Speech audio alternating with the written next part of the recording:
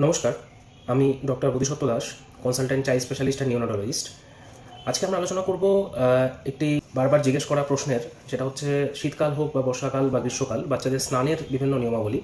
এবং নতুন মায়েদের একটা সচরাচর প্রশ্ন হয়ে থাকে যে ডাক্তারবাবু, বাচ্চাদের স্নান করাবো কী করে, স্পেসিফিকভাবে নবজাতকদের। তো সেই নিয়ে আজকে আমরা আলোচনা করতে চলেছি।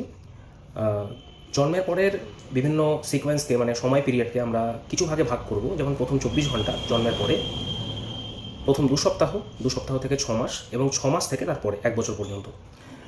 জেনারেলি শুরু করার আগে কয়েকটা গোল্ডেন টিপস বা রুলস আমি বলতে চাই।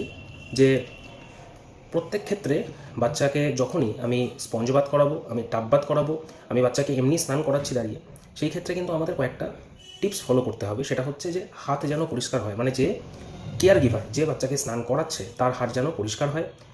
যে টেম্পারেচার, জলের যে টেম্পারেচার থাকে, সেটা যেন 37 থেকে 38 ডিগ্রি, মানে এটা আমাদের নর্মাল বডি টেম্পারেচারের কাছাকাছি এরকম যেন থাকা হয়। জেনারেলি বাথরুমকে আমরা অ্যাভয়েড করতে বলি, অ্যাজ বাথরুমটা সাধারণত একটু ড্যাম্প এবং একটু কম টেম্পারেচার হয়ে থাকে। স্নানের ক্ষেত্রে রুমের টেম্পারেচার অলওয়েজ হওয়া উচিত 26 থেকে 27 ডিগ্রি পর্যন্ত। এবার আসি টাইম লাইনে। প্রথম 24 ঘন্টায় জন্মের পরে বাচ্চাকে স্নানের কোনো রকম দরকার নেই। এই ক্ষেত্রে বাচ্চার শরীরে একটি সাদা চটচটে মোমের মতন পদার্থ লেগে থাকে, একে বলা হয় ভার্নিক্স ক্যাসিওসা। এটি কিন্তু একটি ন্যাচারাল ব্যারিয়ার হিসেবে কাজ করে এগেনস্ট ইনফেকশনস, এবং এটা কিন্তু ইমিউনিটি প্রদান করে বাচ্চাকে। কাজে এটা বেশি রাব করে তুলে দেওয়ার কোনো অর্থ নেই, এটাকে বরঞ্চ রেখে দিতে হবে, এটা নিজের থেকে অ্যাবজর্বেশন হবে। এবার 24 ঘন্টা পেরিয়ে গেল। 24 ঘন্টার পরে প্রথম 2 সপ্তাহে আমরা কী করব? প্রথমত, যতদিন না পর্যন্ত বাচ্চার যে নাভি থেকে আম্বিলিকাল কর্ড, যেটাকে আমরা বলি আম্বিলিকাল স্নান, সেটা যতক্ষণ না পড়ে যাচ্ছে, ততক্ষণ পর্যন্ত বাচ্চাকে স্নান একদমই করানো যাবে না। আমাদের মেন গোল হওয়া উচিত এই সময়, সেটা হচ্ছে আম্বিলিকাল কর্ডের কেয়ার, যাতে কোনো ইনফেকশন না হয়। তার জন্য প্রথম দিকে আমাদের 24 ঘন্টায় স্পঞ্জিং করাতে হবে। স্পঞ্জিংয়ের ক্ষেত্রে একটি পরিষ্কার কাপড় নিতে হবে, এবং বাচ্চাকে অলওয়েজ আমাদের এক হাতে ধরতে। এই সময় কিন্তু বাচ্চার ঘাড় শক্ত যেহেতু হয় না, সেই জন্য বাচ্চার ঘাড়কে সাপোর্ট দিতে হবে।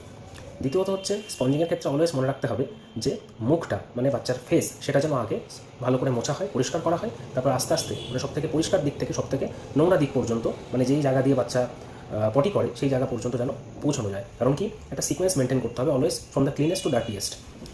দ্বিতীয়ত, এই সময়ে বাচ্চার আম্বিলিকাল কর্ডটা পড়ে যাওয়ার পরে এই আইডিয়াল সময় হচ্ছে 3 সপ্তাহের মাথায় বাচ্চাকে টাব বাথ করানো। ক্ষেত্রে বাচ্চাকে যে জলটা ফিল করতে হবে, সেটা মনে রাখতে হবে প্রথমে জলের লেভেলটা যেন হওয়া উচিত 5 থেকে 8 সেন্টিমিটার, এর বেশি নয়।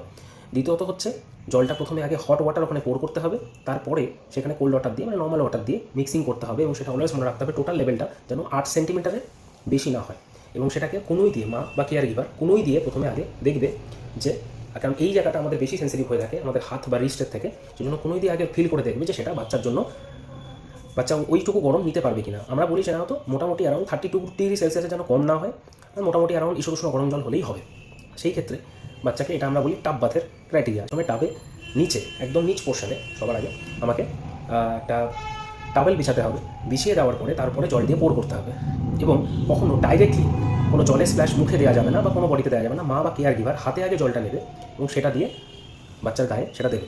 তো এটা একটা সিকোয়েন্স রয়েছে। সিকোয়েন্সটার জন্য যদি বলি, প্রথমে টাবের ক্ষেত্রে নিচে অলরেডি দেওয়া আছে যাতে বাচ্চা স্লিপ না করে যায়। তারপরে বাচ্চাকে রাখার পরে টাবের মধ্যে প্রথমে আগে ফেস, বাচ্চার অবভিয়াসলি ঘাড় আপনি সাপোর্ট দেবেন। ঘাড় সাপোর্ট দেওয়ার পরে ফেসকে প্রথমে ফেস দিয়ে ক্লিন শুরু করতে হবে, এবং সেই ক্ষেত্রে চোখটা প্রথমে একটা তুলো নিতে হবে। তুলো নিয়ে কটন সোয়াব নিয়ে সেটাকে ফ্রম ইনার টু আউটার, মানে ভেতর থেকে বাইরের দিকে প্রথমে ক্লিন করতে হবে। তারপরে চিক্স, তারপরে এয়ার। যে আমাদের কিউ টিপস আছে, সেই টিপস দিয়ে অনলি এয়ারের বাইরের অংশটা, কখনো ভেতরে যাওয়া উচিত নয়, বাইরের অংশটা ক্লিন হবে। তারপরে সিকোয়েন্স অনুযায়ী ঘাড়ে ঠিক গলার নিচটা, মানে খাঁজগুলো ক্লিন করতে হবে, হাতের নিচটা। তারপরে আস্তে আস্তে বেলির দিকে যাবে, এবং আলটিমেটলি গ্রয়েন এরিয়া, মানে যে নিচের খাঁজগুলো, এবং সবার লাস্টে ওর পাটা ক্লিন করতে হবে, এবং পায়ের আঙুলগুলো ক্লিন করতে হবে। ঠিক আছে? এবং সেই ক্ষেত্রে সবার লাস্টে একটি আলাদা ওয়াইপস নিয়ে এবং আলাদা কাপড় নিয়ে তার পেচ্ছাপ করার রাস্তা এবং পটি করার রাস্তার এরিয়াটা ক্লিন করতে হবে, উপর থেকে নিচের দিকে, যাতে কোনো নোংরা ব্যাকওয়ার্ড না যায় এবং বাচ্চার ইনফেকশন যাতে প্রিভেন্ট করা যায়। এবং এই জিনিসটা করার পরেই সঙ্গে সঙ্গে বাচ্চাকে কিন্তু টাপ থেকে বার করে, আমি কিন্তু এখনও বলিনি বাচ্চার হেডটা আমি আসছি, বাচ্চাকে এই জিনিসগুলো করার পরে সঙ্গে সঙ্গে বাচ্চাকে টাপ থেকে নামিয়ে নিতে হবে, এবং বাচ্চাকে একটা র্যাপিং, মানে একটা আলাদা টাওয়েল নিয়ে, একদম পরিষ্কার ক্লিন টাওয়েলে বাচ্চাকে র্যাপ করে রাখতে হবে।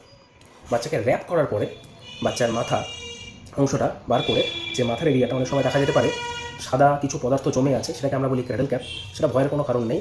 সেই এরিয়াটা, বাচ্চার মাথার এরিয়াটা নর্মাল জল দিয়ে তারপরে আমরা আস্তে আস্তে ক্লিন করবো। ক্লিন করার পরে মাথাটা রাব করে দিতে হবে এবং তারপরে বাচ্চার আঙুল থেকে শুরু করে সব কিছু ঘষে মানে নর্মাল যেটা বডি মাসাজ বলি সেরকম করে বাচ্চাকে ক্লিন করতে হবে।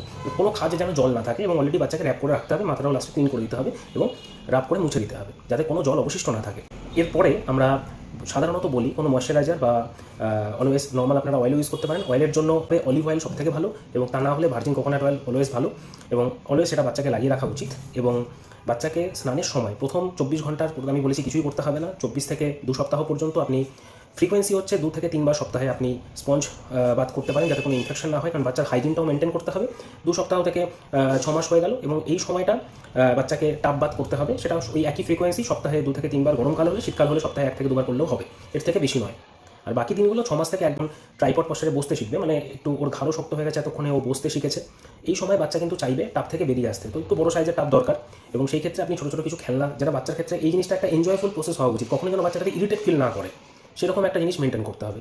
এবং সেই টোটাল ডিউরেশন স্নানটা কিন্তু 30 সেকেন্ডের বেশি যেন না হয়, 1 মিনিটের বেশি যেন, 30 থেকে 1 সেকেন্ড থেকে 1 মিনিটের বেশি যেন না হয়। স্নানের সময় অলওয়েজ কারো না কারো তত্ত্বাবধানই করতে হবে, বাচ্চাকে ছেড়ে কখনো যাওয়া যাবে না এবং এমন একটা রুম ইউজ করতে হবে যেটা যেন খুব হাওয়া না বয়।